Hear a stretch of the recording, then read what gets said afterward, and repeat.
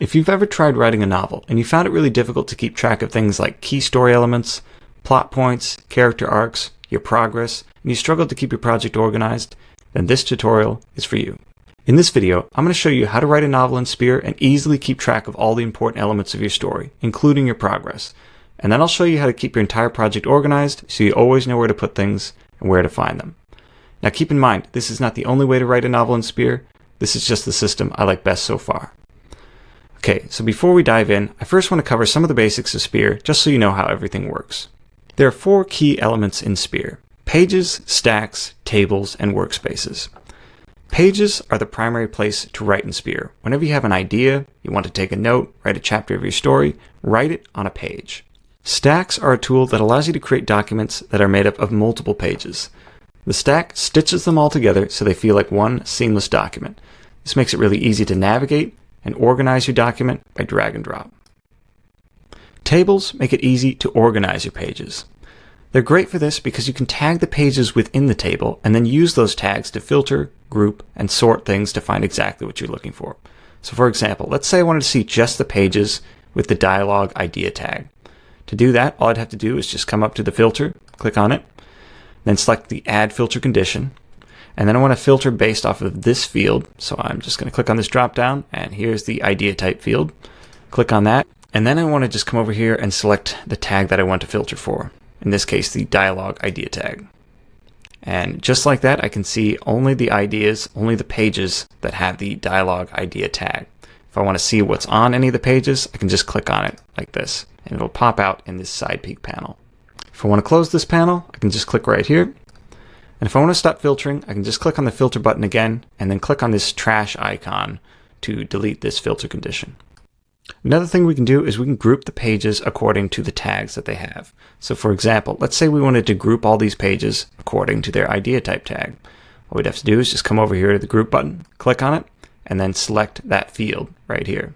So we can just click on idea type, and all of a sudden, all the pages are organized according to their idea type tag. So we have 13 scene ideas, 2 chapter ideas, 4 dialogue ideas, and so on. And just like the filter, if you want to stop grouping, just click on the group button again and then select the trash icon. Another key benefit of the table feature is that you can compile all the pages within the table into a stack whenever you want. I'll show you how this feature works a little bit later in the video.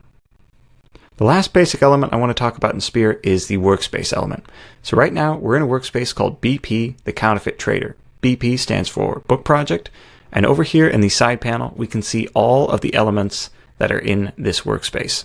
Essentially, the workspace just allows you to organize all of your project elements in one place. Basically, anytime you start a new novel project, just create a new workspace and then put all the content related to that project in that workspace. Alright, now that you understand the basics of Speare, let's take a look at the setup I recommend for writing a manuscript. Now I know this might look a little complicated at first, but once you understand it, it's actually quite simple.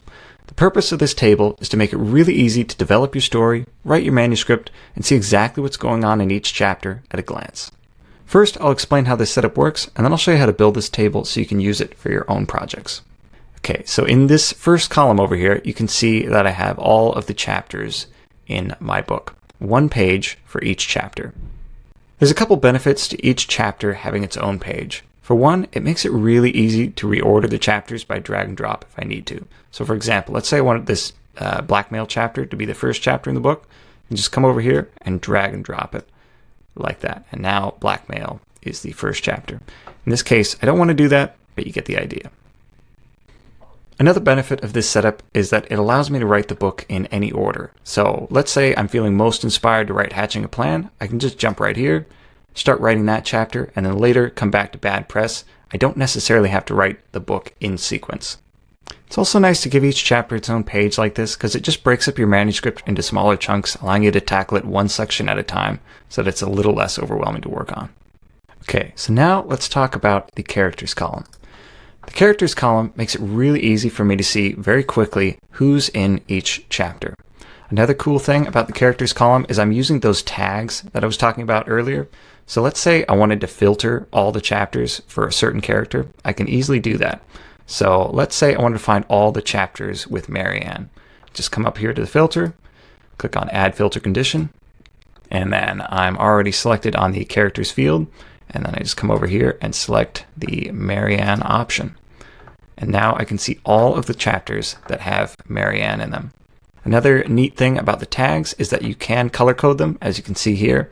So what I'm doing is the main character is this dark blue color, and then secondary good characters in the story are this lighter blue. And then down here we have this pink tag. This is the main love interest in the story.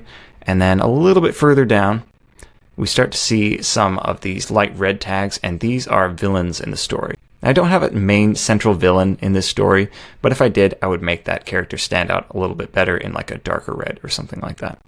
Okay, so now let's talk about the story outline column. This is where I can see really quickly what's going on in each chapter. I've also color-coded these so I can understand the story just a little bit quicker. So the gray elements, these are minor events in the story. The blue ones are more notable events. The green ones are emotional beats. So anytime a main character has a significant emotional moment, I mark that in green. And these yellow blocks are the major plot points in the story. If I wanted to change the color coding of one of these blocks, I can just click on the little icon here, and then I can choose one of the other note categories. In this case, I'm just going to put that back. A cool aspect of this is that we can actually filter for these note categories. So maybe I want to see all of the chapters that have the major key plot points. All I have to do is filter using the story outline field and then select the major plot point category. And now I can see every chapter in my book that has a major plot point in it. So that is pretty cool. I'm just going to kill this for now. And then let's talk about the character arcs column.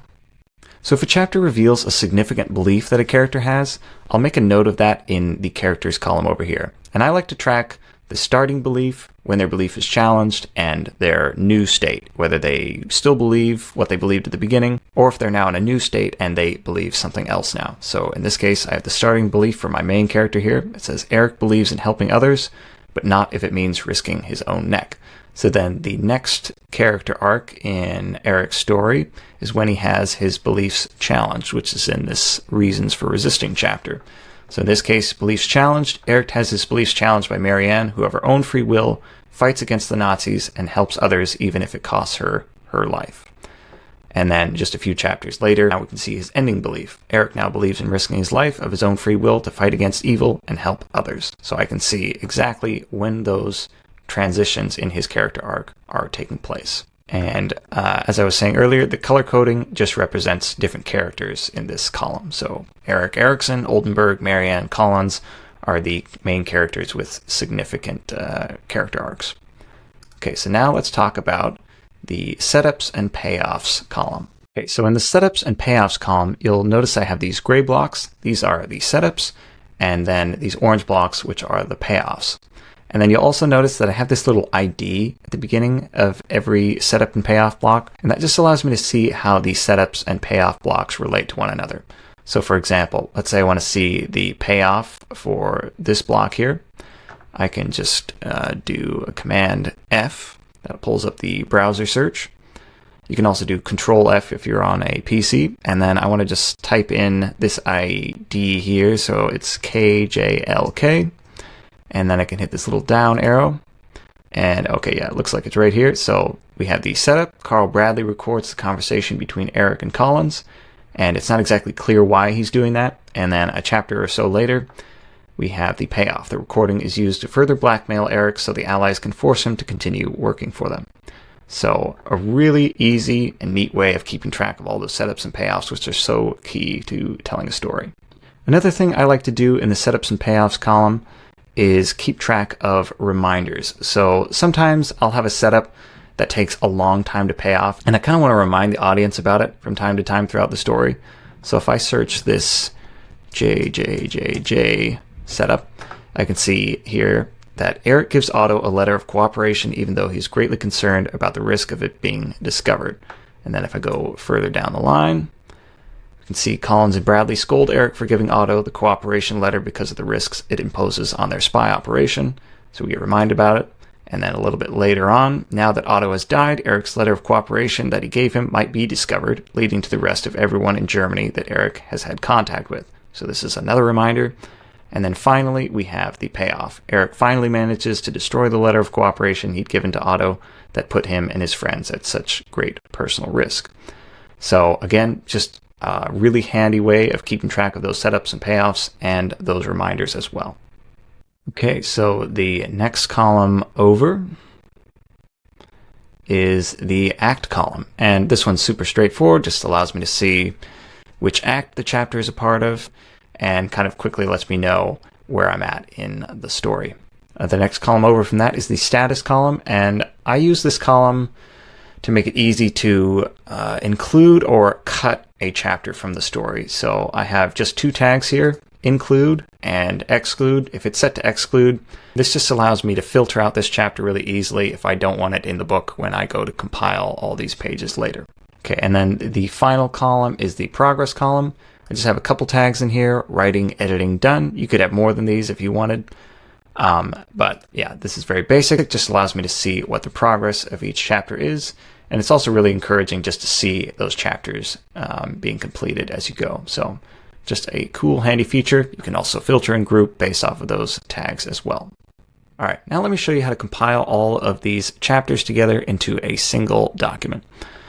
First, before we do that, I'm just going to set this chapter, just as an example, to the exclude tag.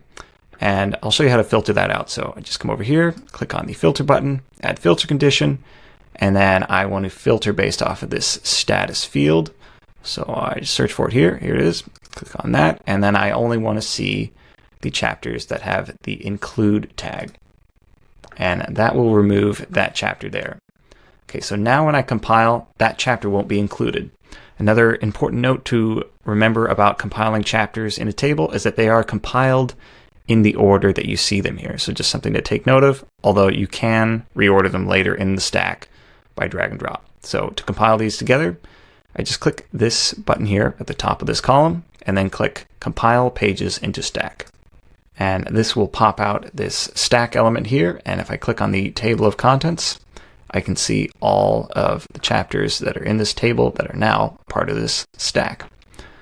This is just a preview right now. So if I don't want to save this, I can just kill it here. But if I wanted to save it, make it official, I can save it as a stack here or save it as a page. And like I said earlier, let's say we didn't get our chapters in the right order for some reason. You can just click this table of contents button here and then rearrange them afterward, just like that. And that's basically the whole setup for writing a manuscript. Now that you've seen how it works, let me show you how to build this table yourself so you can use it for your own project. So I'm just going to close this for now, kill this, we don't need to save that. And I want to create a new table, and I can come over here and do that by clicking this button right here. And then I want to give this table a new name, so we'll call this Manuscript. I'll just go -v2. And then this first column, we want to call this Chapters. So I just click on this button here, click Edit Field, call this Chapters. And then this next column over, we're going to call this the Characters column. So Edit Field again, Characters. And we'll go ahead and add in one character here. So we'll go Eric Erickson. This is our lead character. And I want this character to have that blue color. And we will save the changes. So make this a bit wider, and we'll go ahead and throw on the story outline column as well. So click on the new button here, and then select this table note field type. And so this will be the story outline. And then we can create our note label categories. So I just click on new note label, and then I will say, what was it? Minor event.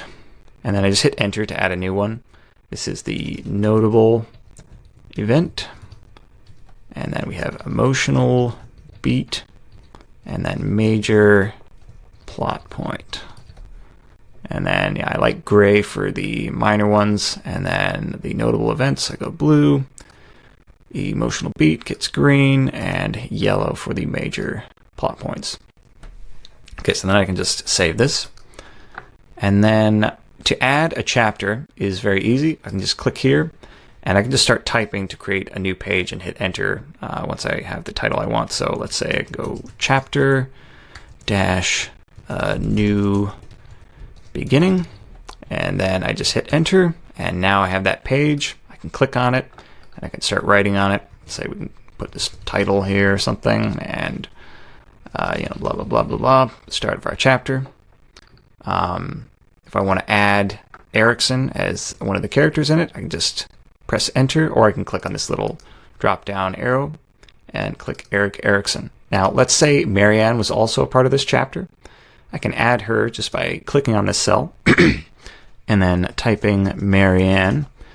And when I hit enter, this will create a new tag. And then I want to change the color to that pink, just so it stands out. Very easy like that. There's also a couple other ways you can add pages to a table. Let's say you created a chapter over here. We'll say chapter getting caught or something like that. And I wanted to add this chapter to the manuscript table here. I can just drag it in like this, and it'll create a new row and add it underneath. Another way you can do it, if I delete that real quick, is I can drag and drop this on top of the table as well, and that will do the same thing. Okay, so now let's talk about how to add those story outline elements. So to add a story outline element or a table note, I can just click here, and then I just type. So we'll say Erickson meets Marianne. And then just hit enter. And actually, for right now, I don't need this one. Just delete it. If I want to add a color label, just click on the menu here, and then we'll say this is a notable event. If I want to add another one, just click on here. When you see the blue outline, you're in editing mode in the table note feature. And from there, you can just hit enter. It'll add a new block, and we'll just say Eric immediately likes Marianne. And then this will be an emotional beat. So we'll just click on the menu and select emotional beat. And just like that, you can start outlining your story and color coding the different story points so you can see exactly what's going on. If you want to change these colors, you can just come over here, click on the little menu icon and select edit field. And we can change these colors if we want after the fact. So maybe we want to go, orange for emotional beats, and maybe we want to add a new one, plot twist or something.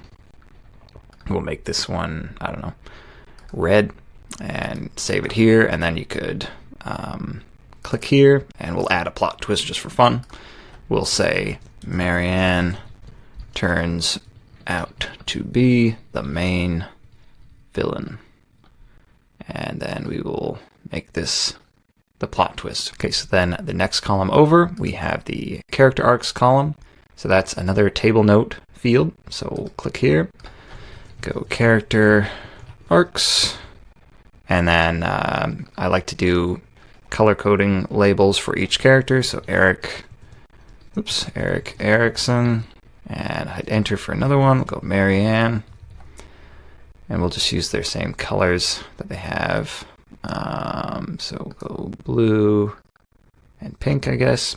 Save the changes, and we'll just say, starting belief, Eric only cares about money, something like that.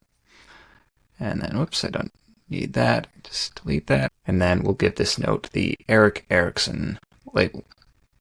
Okay, so then next up, we want to add the setups and payoffs column. So this is another table notes field.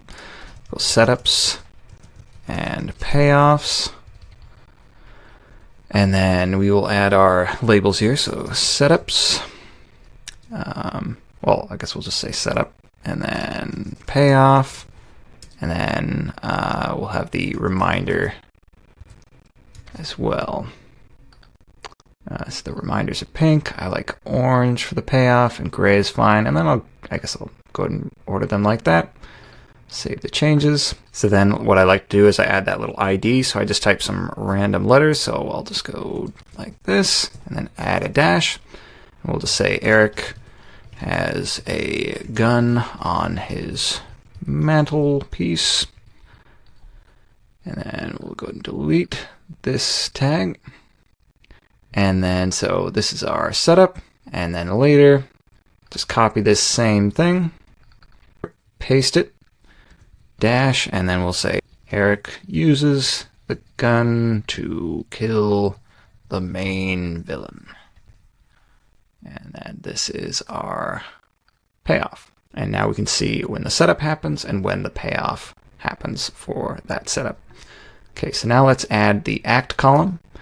So this is going to be a single select column, and this just means that we're only going to be able to add one tag to the cells in this column. If I wanted to be able to add multiple tags, I would choose this multi-select option. So in this case, we're going to go with the single select, say act, and then we'll add our tags. Act 1, press enter, act 2, act 3.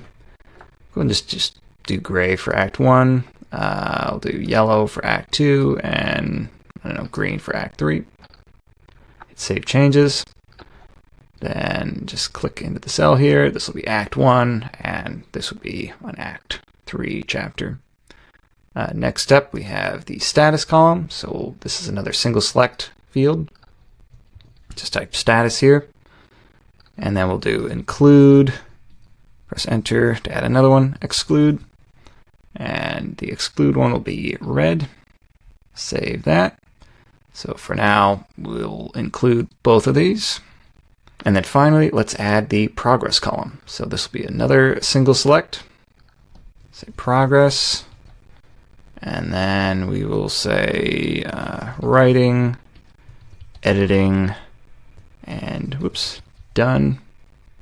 Go yellow, red, and this blue color.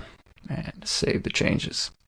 So then, just for fun, we'll say we're writing this one, and we've already written the ending. And there you have it. You're basically all set up to go. If you want to add another chapter, just add another row, add the chapter in, the first clue, press enter, and looks like this chapter should probably go here or something like that. We'll say Eric Erickson's in it. Just start adding our story outline, elements, character arcs, setups and payoffs, and all the rest of it. Okay, so now I want to talk really quick about how to save drafts of your chapters and your entire manuscript as you go. So we'll come back to this table over here real quick. So if I want to save a draft of an individual chapter, what I like to do is just come to the chapter that I want to save a draft of, click on the menu icon, and then select the duplicate page option. And then what I do is I'm going to add this page to my drafts table over here. And this is a pro tip. I can just drag it from here and drop it right on top of the drafts table. And then I just click on the drafts table here, scroll down to the bottom. And the first thing I like to do is give this chapter a tag that's the same name as its chapter title. So I'll just add this here, bad press. And then I can filter for just that chapter. So chapter title, I want to see where it is the bad press tag. And that allows me to see all of the bad press drafts that I already have. And so I can see that this is the fourth one. So I'll just click here and change this to V4 like that. And then I'll also mark this as a chapter draft. Just going to kill this filter for now. And then if I wanted to save a draft of the entire manuscript, just come over here, we can kill this. And then I can come here, compile pages into stack. And then I want to save this as a page. You could save this as a stack if you want, but you can't add a stack to a table. So I'm going to save it as a page. And then I'm going to drag this over, drop it in the drafts table. Click here, scroll to the bottom, and then I'm going to give this a new title. So we'll say the counterfeit trader. And then I can see the number on the previous one right here. right here. So I'll just say V4, hit enter, and then this isn't a chapter. So we'll just go like that, and then I'll save this with the manuscript draft tag, and that just allows me to see my manuscript drafts very easily. Again, if I want to see what's on one of these pages, I can just click on it. And I can also expand this side peek panel here just to see it bigger. If I wanted to see it all by itself, I can also just pull this element out of the table, add it here. It's actually still a part of the table, but it's now in the sidebar as well. And then I can click on it and view that chapter all by itself, and I can close this sidebar down so that I don't have any distractions. Okay, so the final thing I want to go over real quick is just how I keep the whole project organized. So as you can see, I like to create separate tables for the different types of elements in the project. So I have manuscript content, then I have drafts, then characters. This is just where I have notes about each character in the story. Then I have story ideas. This is just where I put scene ideas, chapter ideas, dialogue ideas that are not ready to go in the book yet. And lastly here, I have a research table. So obviously you could have more tables in this. You could have a table for locations, a table for world building, or even trash or something like that.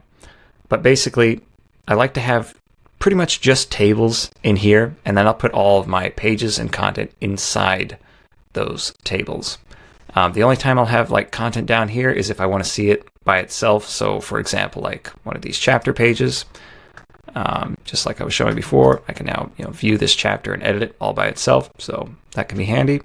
But otherwise, I like to keep it pretty clean. And since this chapter is already in this draft here is already in my drafts table, I can just get rid of it. And in this project, I don't need this demo stack or this demo page.